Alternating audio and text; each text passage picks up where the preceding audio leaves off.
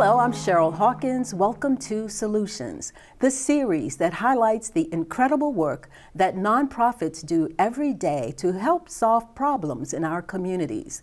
Many of us see bicycles as a source of recreation, while others see them as a source of irritation, taking up space on city streets. Yet for many, bicycles are an important mode of transportation that can help change lives and transform communities. On this edition of Solutions, we are highlighting Bikes for the World, a nonprofit organization with a mission to make affordable, good quality used bicycles available to low-income people in developing countries, while also providing environmental and humanitarian service opportunities for volunteers right here in the Washington, D.C. metro area. This short video will give you a sense of what they do. Let's take a look.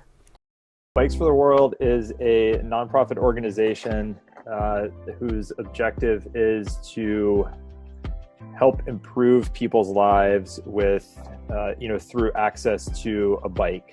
A lot of what we do is also focused on community engagement, promoting volunteerism. I like being here. This is one of the things I like to do best.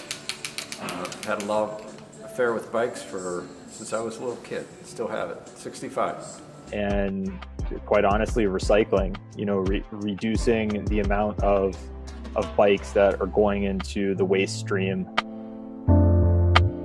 Please save your old bikes to donate to Bikes for the World. The address is bikesfortheworld.org. One bike for me, one bike for everyone. Now, joining me in studio to talk more about Bikes for the World is the organization's executive director, Mr. Taylor Jones. Taylor, welcome to Solutions. Thank you very much, Cheryl. Nice to speak with you. Yeah, I'm so glad you could come and be on the show. I so admire what you all do at Bikes for the World. It's such a unique organization. So share with us how it was founded and how it all got started. Sure. So during this year, we're celebrating 20 years of Bikes for the World. So 2005 was the first year of the organization, and the impetus for the founding of Bikes for the World was really just from what our founder, Keith Oberg, what he saw working in Central America in the 80s and 90s, doing development work in rural communities. He saw that for people who had access to a bicycle, their lives were significantly better because they're able to, you can travel 4 times the distance in the same amount of time if you have a bike as opposed to walking. So that gets a lot of, people get a lot of autonomy back in their lives, more time to get to school, get to work, get your goods to market. Having a bike was a really simple way to improve people's lives, especially in rural communities. And that was really the impetus for founding Bikes for the World and growing it to where we are now, where we're working currently with 9 partner programs around the world, and we donate about on average of 10 to 12,000 bikes a year to those partner organizations. So exactly what is the mission? Sure. So our mission is we are collecting good quality used bikes, spare parts, tools, really anything bike related in and around the Washington, Baltimore area. And those bikes, we are giving them a second life, and these bikes are going to programs in developing countries that are then using these bikes for various different missions. There are programs focused on just simple transportation, getting bikes to people for transport where they might live in an area where walking is the only option. There are programs where bikes are used for healthcare workers so that they can get out into more rural areas and deliver healthcare, deliver medicine, deliver medical supplies. We have programs that are using bikes as a teaching tool for vocational training, for youth, for women. Bikes as a tool for empowerment. I mean, it's really just we're taking something that, for a lot of people, it's a one-time use item. As you mentioned in the intro, people use bikes recreationally, and they may not see that there's a further value to that bike down the road. And so we're giving these bikes a second life. Once folks here are done with them, they upgrade, their life situation changes, using a bike for transportation maybe is no longer viable. So we're happy to take those bikes and put them in the hands of people for whom they make a really profoundly positive impact. That is, I think that's just such a wonderful thing to do, because a lot of times we just take so much for granted here in our country, and we'll buy a bike, we may ride it a year or two, and it'll sit in our garage. It's like, want to do something else. So I'm curious about you. What's your background and what drives your passion to help do this work? I mean, I think for me, it's just, it's easy to say, but like I'm someone who I've always done bike things. I spent part of my youth growing up overseas and moving back to the U.S., getting a bike, asking my mom, hey, I'd like to get a mountain bike so I'd have something to do after school. And really it just turned into, riding a bike, hanging out local bike shop, being in a situation where I was told, hey, we can teach you stuff, you can learn things. And then that really turned into, essentially my whole adult life working in various aspects of the bike world, whether it's a retail environment, setting up and running, bike share programs. And then, the opportunity to join Bikes for the World in 2014 was really just a perfect match of like my interest and experience and passion for bikes and the way that they really have a positive impact on people. And also my educational background of, working in international relations, international development. But, it really just comes to, I firmly believe that the more people you get on bikes, the better that any community is going to be, because people see their community and their surroundings in such a different way. If you're on a bike, if you're walking, you see and interact with your community and your surroundings in such a different way. And I think that only has a net positive for everyone. The more people you have on bikes, and whatever the context is, I think that's a net benefit. And, what we're doing is it's a piece of the puzzle, whether it's here locally or overseas in the communities where our bikes go. I think for you to be in that position is perfect, because you did grow up in another country, and so you have a perspective, a different perspective of what those people need. And I'm sure coming back to the United States and seeing all that we have, and that to figure out a way to help out in that way, Yeah, it absolutely. I think having that different perspective is certainly helpful, and puts you, just provides some context of how things that I think people here, broadly can perceive as something you take for granted, or hey, for most people here, a bike is something that you use for recreation, or for a kid, it's a toy, it's a luxury. Whereas in a lot of places, it's a lifeline, is really what it is. And having seen that, we just want to keep the pipeline open and provide more for folks who can use them in a positive way. Yeah. But I have to acknowledge too, here, especially in the DMV, there is a resurgence of people riding bikes, and communities making pathways for bikers. Is it generational, or why do you think that? Yeah, I don't know. Is it generational? Maybe. I mean, I think really what we saw here, it's probably been in the last 15 years, especially, once Capital Bike Share launched around 2010, that was really sort of, we're riding the wave of trying to get more people, using non-motorized transport, more people on bikes. And I think that the adoption of that in the DC region, Montgomery County especially, has, that's all part of you get more people on bikes, and then there's more of a push for, hey, bike infrastructure, off-road bike paths, greenway networks, et cetera. I think that in this region, we're really fortunate that we do have a lot of non-motorized transport options and ways, like low stress ways for people to get around, on foot or on bike. And absolutely the fact that we're in a region that has such a vibrant and robust cycling community is absolutely a net benefit to Bikes for the World and what we do, because there's a fairly ready supply of bikes that folks are moving on from, and that allows us to perpetuate what we're doing. But it's also a community of people who are like-minded, and they understand what we're doing and what we're trying to achieve, and that's a huge net benefit to us as well. So how has Montgomery County been supportive of your mission and what you do?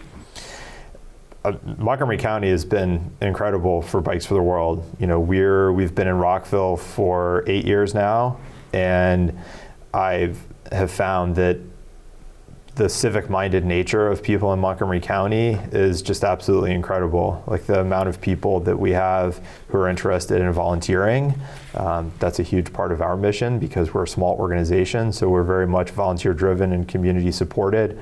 And not just adult volunteers, but also school-age students. There's a lot of students that need service learning hours, whether they're in public schools or private schools, and the interest that we have for schools and students to come through is incredible. I would say when school's in session, there's probably at least one day a week that we have of organized school group where kids are able to come in and work with their peers in a non-traditional setting, work with their hands and learn some transferable skills that they can carry for the rest of their life. And that I've seen over the history of the organization.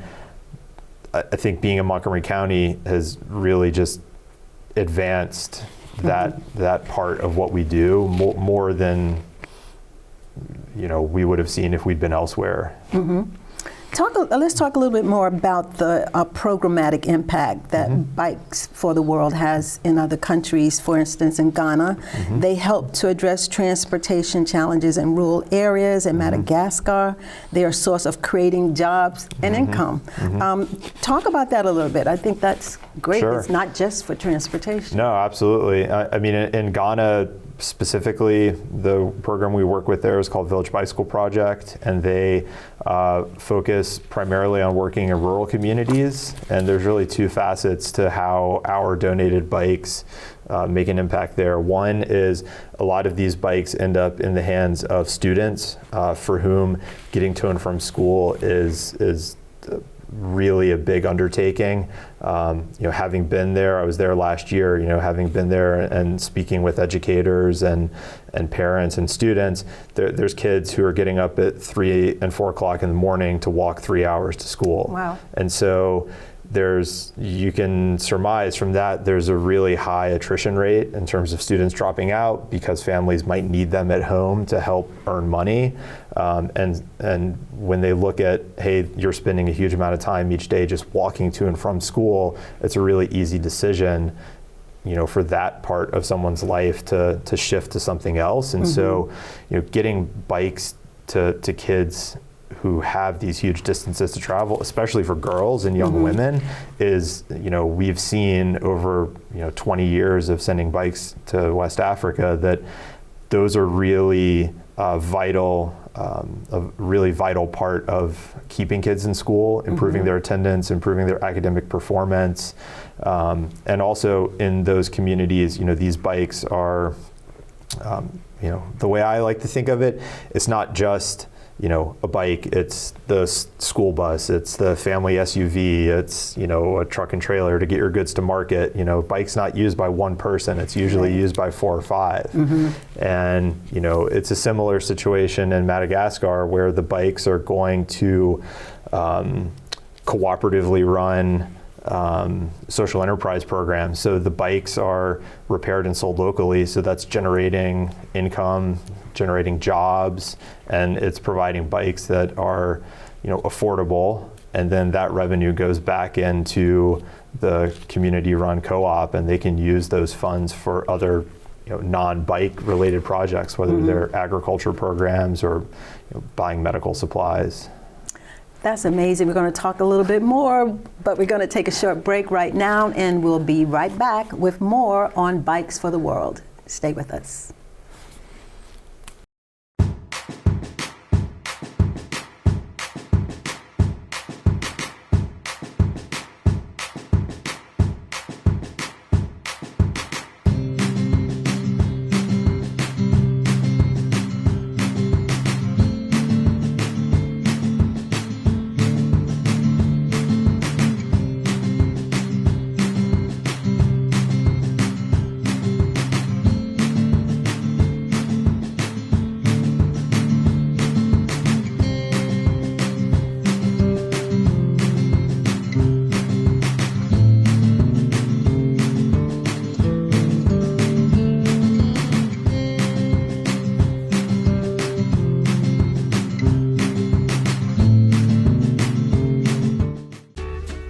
Hi, I'm Yvette with Bikes for the World. I'm here to tell you that we need your old bikes.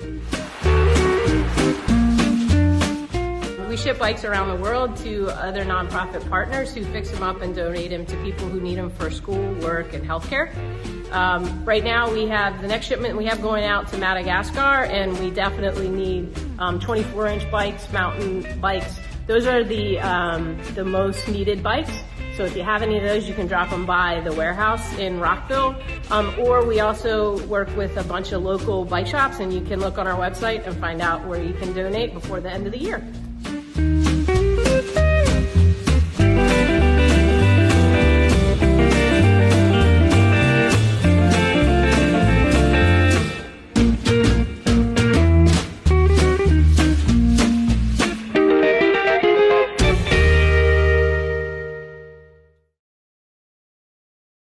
Welcome back. I'm Cheryl Hawkins. You're watching Solutions, the series that highlights the great work that nonprofits do in our communities, and in the case of our guest on this episode of Solutions, around the world.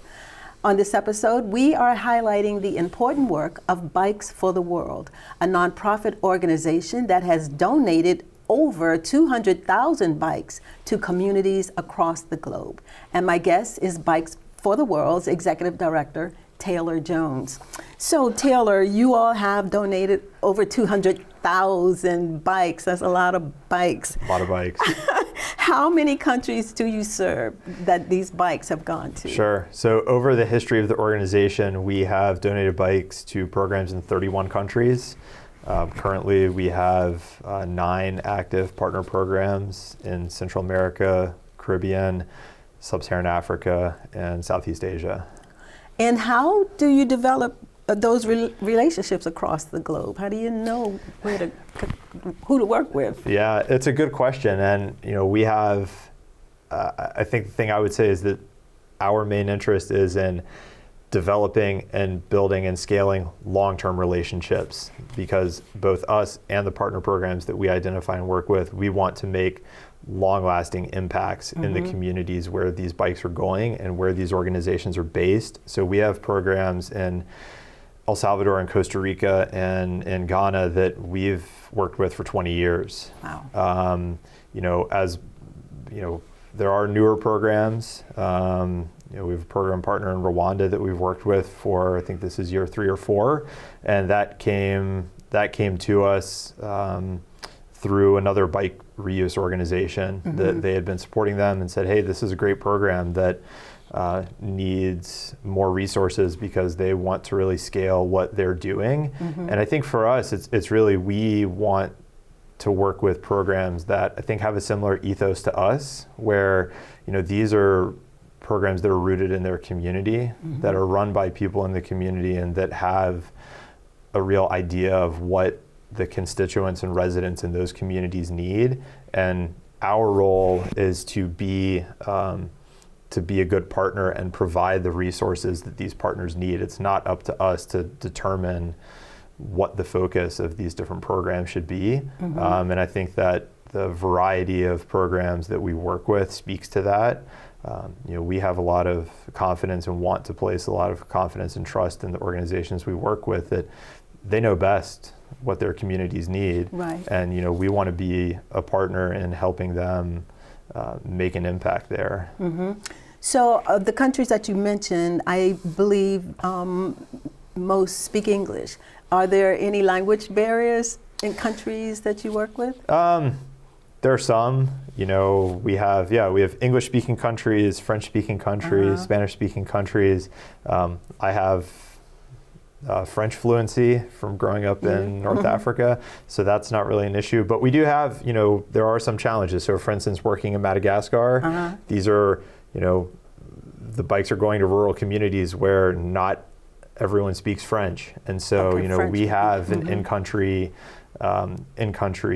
individual that I work with there that's sort of a liaison between us and these social enterprise programs, because he's a French speaker, but he also speaks local Malagasy language. So and English. And English, yeah. And so it's important for us to identify, opportunities like that where it's like, hey, we want to make sure that we're getting these partner programs the resources they need and to be able to communicate with them effectively. And I think for us, it's not so much, language barrier is not as big of an issue. In a lot of places, it's technology barrier, because while mobile phones are fairly common most everywhere, even in the developing world, ready access to internet for sending large files or video or photos, that stuff is a bit more challenging. And so I think those are more the challenges that we face, and those are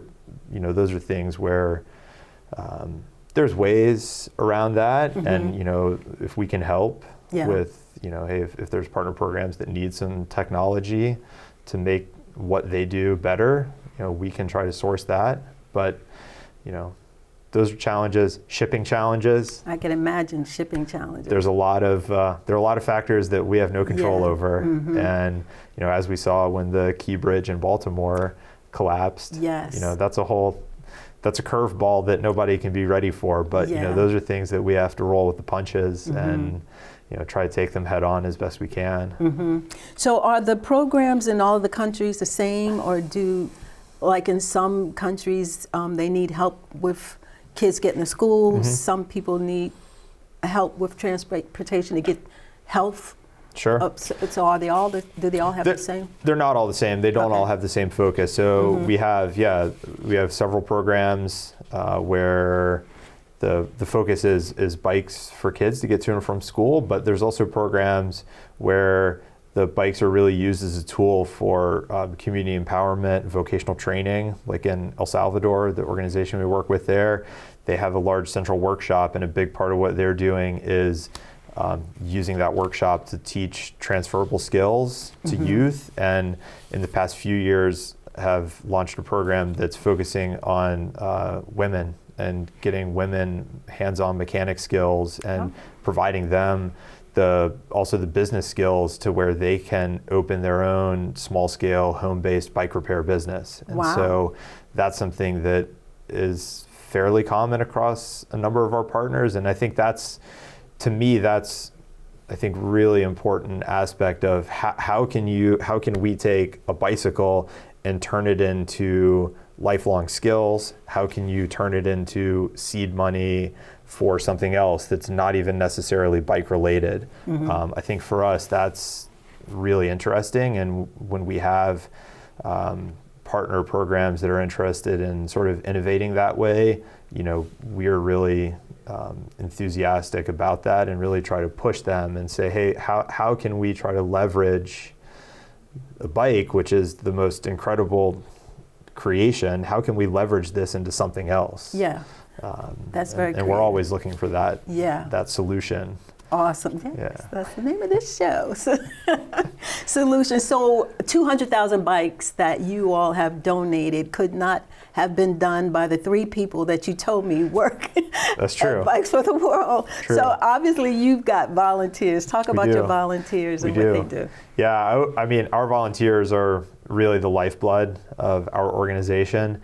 We're a staff of 3 people, so volunteers are very much a core part of what we're doing. And whether it's coming in and helping us physically pack the bikes into the shipping containers, or we have a core of volunteer mechanics who come in and help us with getting bikes ready for shipment, or harvesting useful parts off of bikes that are not good as a complete bike, because spare parts we need, those are gold in these communities. That's what keeps these bikes running for the long haul.